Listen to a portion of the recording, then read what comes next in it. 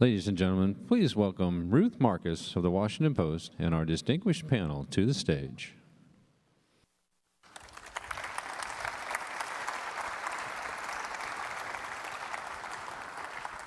Am I on this side here?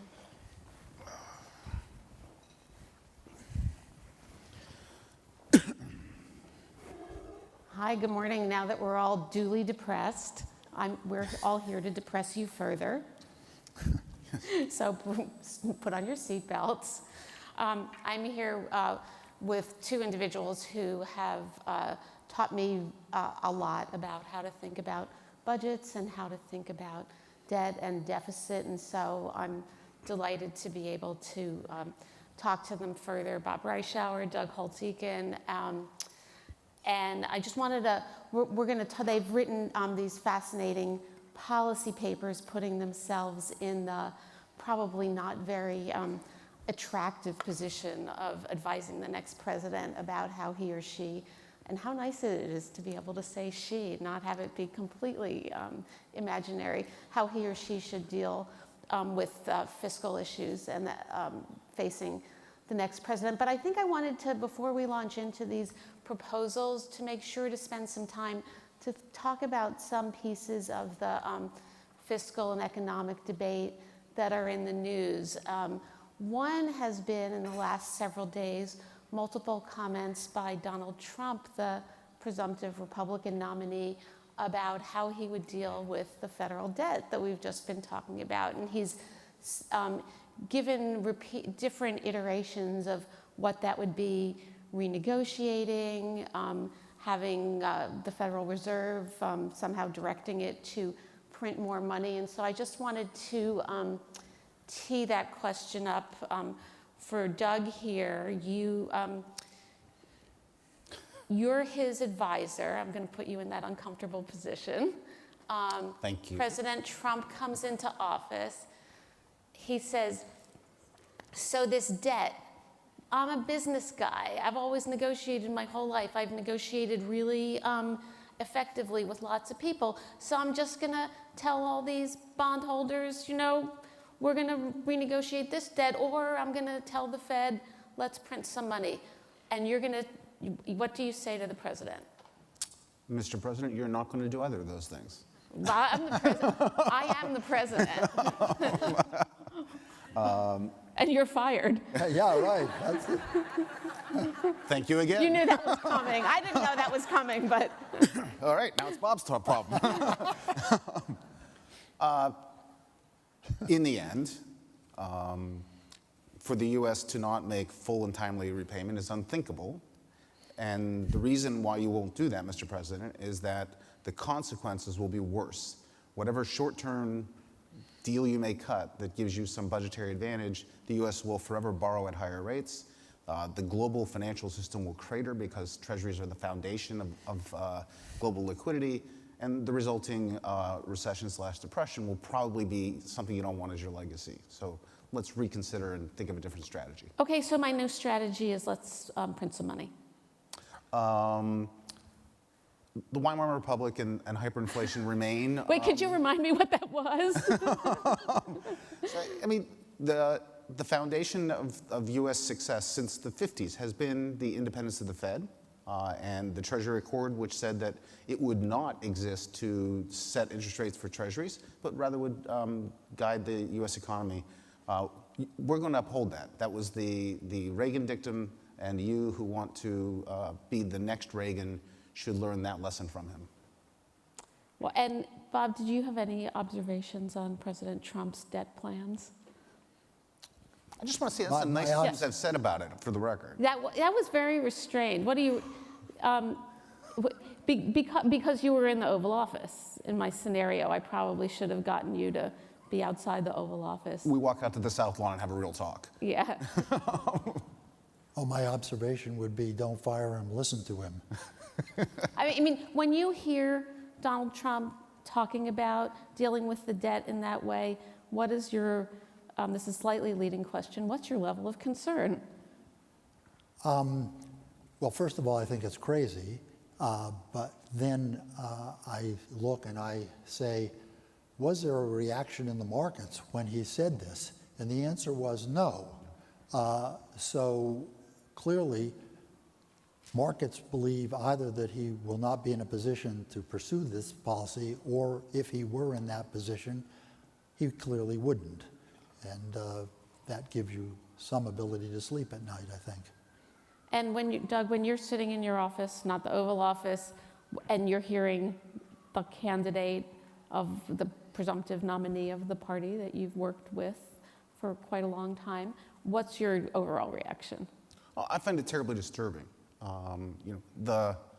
My rule when I was in the McCain campaign and since is that if you're running for president, you should act like the president. And your conduct in crisis, your conduct in discussing crises should be fundamentally presidential, and none of this is presidential. And I worry about the face it presents to the world, to global financial leaders. My advice to him was, quite frankly, stop talking about that and talk about something you know something about. And Okay. hopefully that's the way this will go. Polls, maybe. Bob, I wanted to turn to something that's even newer in the news, which is, and some of us have slightly wrung our hands about the failure to adequately discuss entitlements in this campaign. So now apparently we're discussing entitlements because Hillary Clinton is floating the idea of expanding Medicare to allow younger people, I want to say younger because we're now talking my age bracket, to be able to buy into the program. How should people think about that as a policy matter and as a fiscal matter? Well, were I asked the same question for our first woman president and said, what do I think about it, the way Doug was asked about the debt, I would say this is an idea that should be put pretty far down your list. Medicare has a set of challenges ahead of it. Its hospital insurance fund will be depleted within a decade. We're going to have to make some changes to accommodate that so that there aren't significant cutbacks in payments through the hospital fund. The Medicare program is trying to get cost growth under control, but this is a difficult issue, and a lot of capital, political capital, needs to be devoted to adopting and pursuing the various tools that have been in the Affordable Care Act and that private sector is trying to pursue to moderate cost growth overall in the healthcare system and by extension within the Medicare program. In addition, it's worth pointing out that by and large, the folks that she would allow to buy into the system are overall pretty well insured through the private sector employer provided health insurance. And there is, with the Affordable Care Act, a avenue which they can obtain health care through the exchanges. The criticism here is that the costs of premiums for those who are older and buying through the exchanges can be up to 3 times what they are for younger people. And so this maybe is too expensive. If one thought that were a significant problem, you could increase the subsidies for those types of individuals. But overall, as I said, I think this is a problem that should be fairly far down on your list of changes to entitlement. So you're in the Oval Office speaking to the new president, so you're being kind of polite, fairly far down. You use the word crazy to talk about Donald Trump's debt approach. What adjective would you kind of use in private to talk about the notion at this point of expanding Medicare? Premature. I want to keep my job, I suppose. Doug, I'm going to let you have at it. You can pick a different adjective if you like. It's crazy. I mean, it really is. I mean, it's irresponsible. I'm surprised. This is all going the wrong direction. Every proposal out of the Democrats in this primary season has been to expand entitlements in one form or another. generally with either no discussion of what the pay for will be or counting on the 1% to fund an ever larger welfare state. And none of it's politically viable. It's not, make any sense, but it's certainly not budgetarily viable. I mean, it's not a responsible thing to do. Do you agree with that assessment? Not a responsible thing to do at this juncture? I wouldn't be quite as strong on that. I think there's a list of issues that we really need to address to stabilize the long-run fiscal challenge faced by Social Security, Medicare. And once those are, under control, then it's worth exploring other alternatives. If we aren't successful with the policies that we're pursuing now at moderating the cost growth, we're going to have to look to other mechanisms to, largely regulatory, I think, to bring spending under control. But here's the thing. I mean, if you're in this room, you're in touch with the budget, and you're out of touch with the political reality. And that's all there is to it. But if you were to somehow get the politics to respect the issues presented by the numbers, you have to recognize there's only so much political energy, and you will only get so many things through a Congress. And if you spend your political capital, energy, and time expanding the entitlement set, you're not going to take care of this. You're not going to do Medicare and take care of cost growth. You're not going to put Social Security on a sustainable track. You're not going to do any of the things that we need to do. So I think it is irresponsible to propose these things, because what you're proposing to do is to tie up the political system with expansions at a time when we can't afford it. Well, but in one sense, the whole campaign is, on both sides, is irresponsible. Done, yes. Because there is no real discussion of what Keith was talking about. Right. How are we going to moderate the growth of spending and increase revenues? So I want to... Big end. Yeah. And so that is a perfect segue into the broader discussion that I'd like to have, which is you guys are comfortable talking about baselines. Baseline in terms of political discussion. Folks like me wring our hands every 4 years that we're not having a substantive enough discussion of the challenges facing the country. How does this campaign, in terms of that probably low baseline, compare to other campaigns? This is the worst. I mean, How do you really I thought feel? 2008 was thinner than I would have preferred. 2012 was empty. We did not know what Barack Obama would do with his second term. We had no idea what Mitt Romney would do. And this has, on the left, discussions only of things that are budgetarily in fantasy land, and on the right, it's empty. There's no policy discussion. Bob, fair analysis? Not empty at all. We have all the huge tax giveaways on the right. Oh, well, yeah, no, there's... Oh, that. I view those as... Forgot about I view that. those as fantasy land as well. But they don't even talk about it. They sort of toss them out there, but there's no real policy discussion. It's just like, okay, check the box, I have a big tax cut, move on. Yeah, and I will protect Social Security, Medicare, Medicaid benefits, and on one side, the right, and I will expand them on the left. So we're sort of flying blind into a future that is very, very problematic. So here's the thing that I've always, this has been my closet fantasy, which is that, whoever is elected walks in, looks at the CBO baseline, recognizes that in 2024, last year, their second term, the deficit's $1 trillion, $725 billion of its interest, that's untenable. That's not the legacy you want to leave. And then at that point, you get, no matter what you said in the campaign trail, you get this sort of aha moment, and you think, okay, I'm going to have to do something about this, and I'm going to have to teach the American people this is a problem so that I can get away with doing something about this.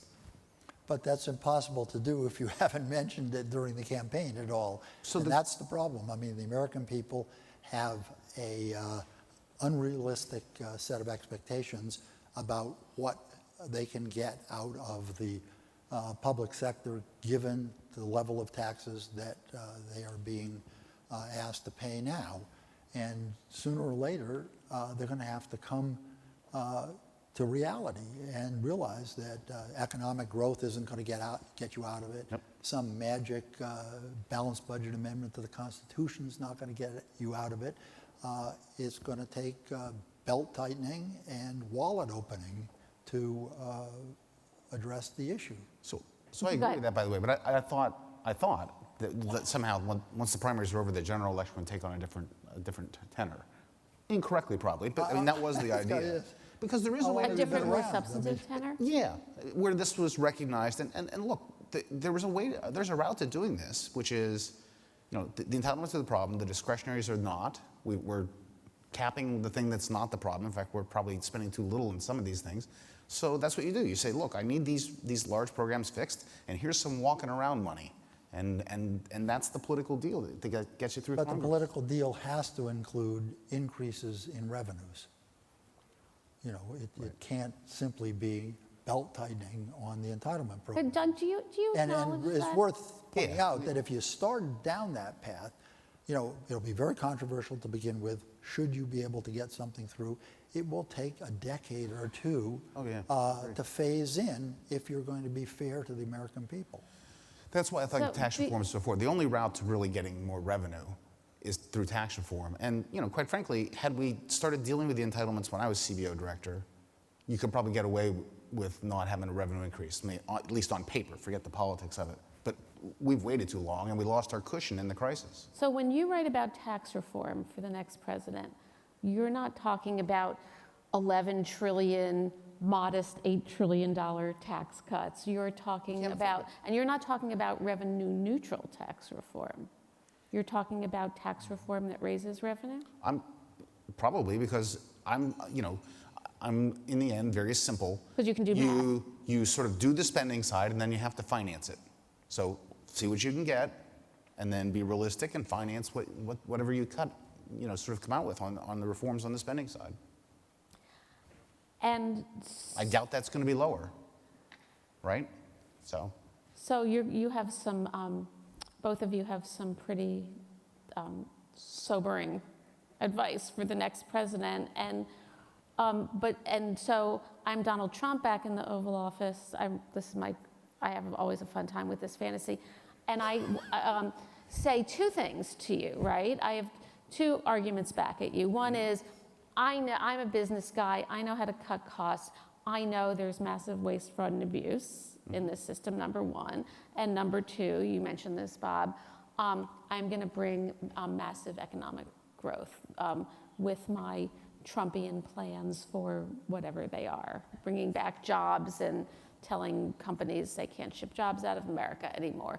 So that'll solve the problem. So every 4 years, people like you say this is the time to stop kicking the can down the road, but we keep kicking it and it's been just fine, so why should I listen to you?